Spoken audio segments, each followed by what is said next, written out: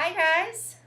We're going to talk about counter pressure massage for late stage pregnancy and labor. So just so you know what we're talking about, counter pressure massage is just what it sounds like. So there's a tremendous amount of pressure being exerted on your pelvis from baby as baby's growing and also as baby's descending during the labor and delivery process. So we want to counter that with pressure externally. You want to think about it kind of like how atmospheric pressure works. The pressure of the atmosphere pushes in on our body as our body kind of circulates all of the fluid and stuff in, is pushing out, and that keeps us stable and together. With counter pressure massage, as the pelvis is moving and causing some discomfort in the low back because the bits of the pelvis, the bones of the pelvis are kind of shifting apart and actually moving and rocking a little bit in there. It helps us to push and apply pressure in the same area where the pressure is coming out, and it relieves some discomfort. The only time this would be contraindicated would be if you had baby in a position that wasn't optimal for delivery. So if baby was flipped, so the back was curved, pushing on the spine, you actually wouldn't want to do these techniques for too long because you could cause additional discomfort and you can slow your labor in that way too. So I just want to show you what we're looking at on the inside here. So you can see that there. There's your pelvis. And when we're trying to find the right spot to do the first counter pressure massage technique that I'm going to be showing you, we're actually looking at this curved bit here is the iliac crest. And if you can take a minute and just have your birth partner find that located on your low back. So it's kind of like a little bit above the sacrum sort of level with the lumbar spine. You'll feel like two bony markers, and that's the iliac crest right there, and that's the back of your pelvis. And so that's the area that we're going to be looking to find when we start the counter pressure massage. So that's one thing. And then, just so you get an idea of what's really going on in there, as baby starts moving down to actually be born during the labor process, the bones of the pelvis move a little bit. So you can see here the pubic symphysis is this bit in front where the two halves of your pelvis come together. You see that little bit there? And that starts to flex and open. And when that starts to flex and open a little bit, it destabilizes this back area where the ilium, as in the iliac crest, connect with your sacrum, which is like right above your tailbone. And that's when people talk about the SI joint, that's what they talk about. And you're getting movement in there too. And so that's what we're looking at when we're getting all of that pressure internally pressing out, and we're going to press from externally in to help you feel that stability and relieve that pressure a little bit. So I'm going to bring in my assistant, Meg, and she's going to be our pregnant person for today, so I can show you how to actually do this. At home, it's really good sort of as you're in those late stages of the third trimester, when you're like 37 weeks onward. It feels really good because you're starting to get a lot of pressure as baby starts to descend and engage. And then, of course, during labor itself, this is going to be really helpful. So we're going to start with the first thing, which is just the simple basic counter pressure technique. You're going to be using the ball of your hands primarily, but you don't want to just do this, right, and have your fingers lifted, because that's not going to feel very soothing and gentle and connected. You want to use the pressure of this part of your hand, but you want to be reassuring mom while she's being manipulated by your hands and while she's being manipulated by the labor process. that you've got this grounding sort of connective touch. So you want to be pressing with the balls of your hands, but you still want to maintain a good gentle touch with your fingertips. So you're going to be in a hands and knees tabletop position to do this. So Meg's going to get into a tabletop position. And you're going to want to come, kind of straddling the back here, the sort of, you don't want to be way back here because it's not going to feel good for anybody.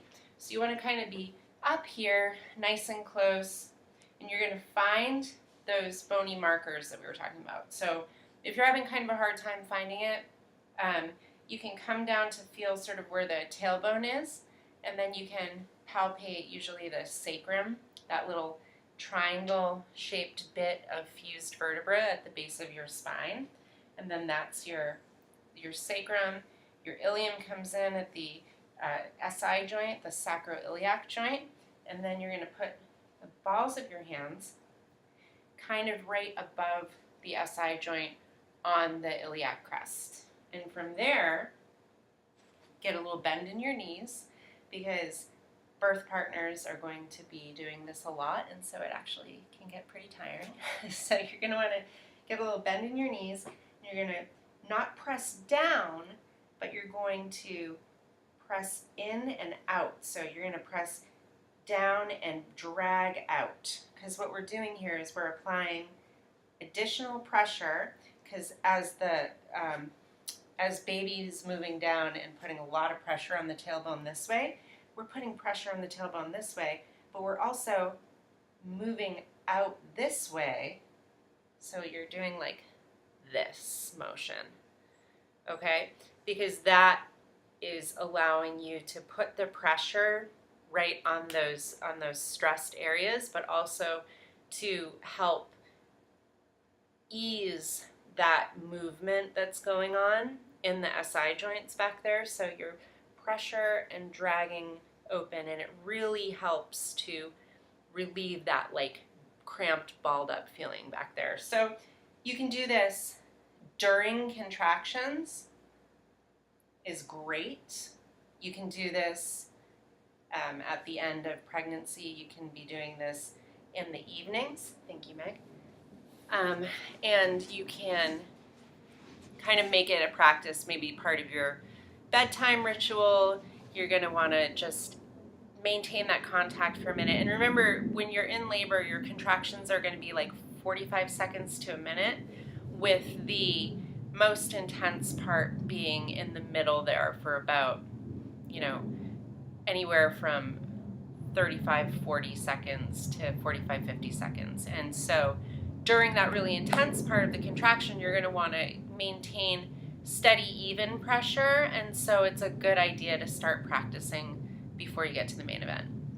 So there's that one. If you have any questions, you can contact me and I'll help walk you through it. The other thing that's really great for this is a rebozo technique, where you're actually going to be taking the rebozo, and instead of doing the sifting like we do to kind of shift baby around in there, we're going to be using the rebozo to kind of pull the hips together a little bit, pull the pelvis together a little bit, and really make it feel stable and take pressure off of all those joints. So I'm going to show you how to do that. So welcome back, Meg. Could you please come take tabletop position? Okay.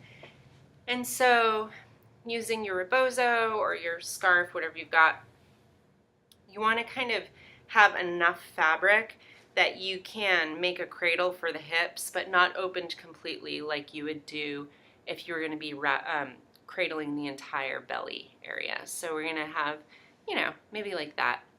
And you're going to come and you're going to go down under the belly, right? Because we don't want to be putting this pressure directly on the belly. So under the belly and around the hips, right through here, okay?